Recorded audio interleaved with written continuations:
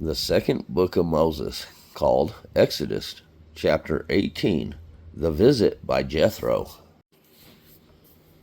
When Jethro, the priest of Midian, Moses' father-in-law, heard of all that God had done for Moses and for Israel his people, and that the Lord had brought Israel out of Egypt, then Jethro, Moses' father-in-law, took Zipporah, Moses' wife, after he had sent her back, and her 2 sons, of which the name of the one was Gershom, for he said, I have been an alien in a strange land.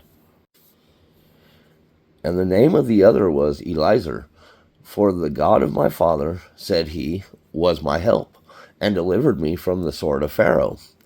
And Jethro, Moses' father-in-law, came with his sons and his wife unto Moses into the wilderness, where he encamped at the mount of God. And he said unto Moses, I, thy father-in-law Jethro, am come unto thee, and thy wife, and her 2 sons with her. God's deliverance. And Moses went out to meet his father-in-law, and did obeisance, and kissed him. And they asked each other of their welfare. And they came into the tent. And Moses told his father-in-law all that the Lord had done unto Pharaoh and to the Egyptians for Israel's sake, and all the travail that had come upon them by the way, and how the Lord delivered them. And Jethro rejoiced for all the goodness which the Lord had done to Israel, whom he had delivered out of the hand of the Egyptians. And Jethro said, Blessed be the Lord, who had delivered you out of the hand of the Egyptians, and out of the hand of Pharaoh, who hath delivered the people from under the hand of the Egyptians.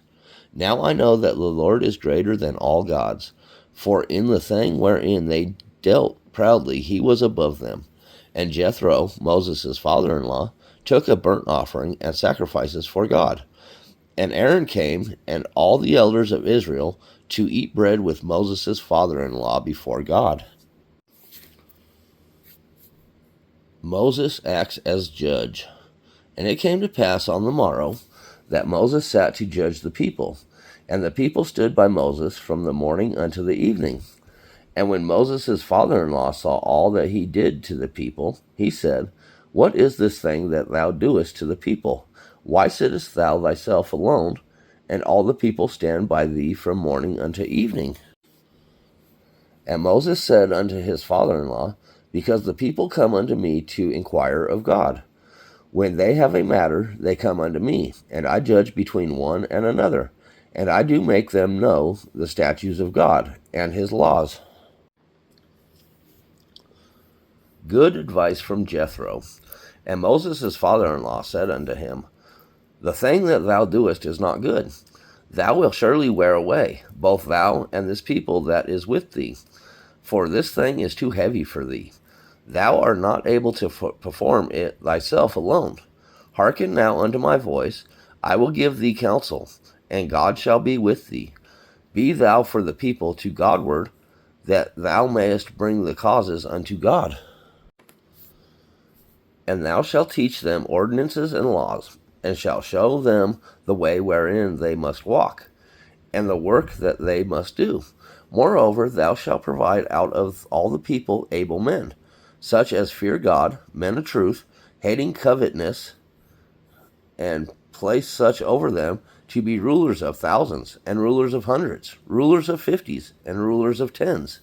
And let them judge the people at all seasons. And it shall be, that every great matter they shall bring unto thee, but every small matter they shall judge. So shall it be easier for thyself, and they shall bear the burden with thee. If thou shalt do this thing, and God command thee so, then thou shalt be able to endure, and all this people shall also go to their place in peace. So Moses hearkened to the voice of his father-in-law, and did all that he had said.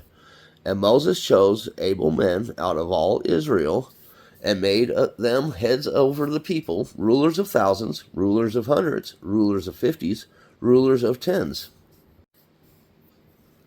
And they judged the people at all seasons. The hard causes they brought unto Moses, but every small matter they judged themselves. And Moses let his father-in-law depart, and he went his way into his own land.